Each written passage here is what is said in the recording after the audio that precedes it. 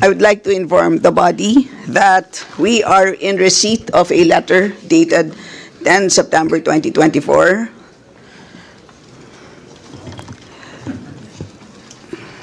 and I will read the letter. It is addressed to the Speaker.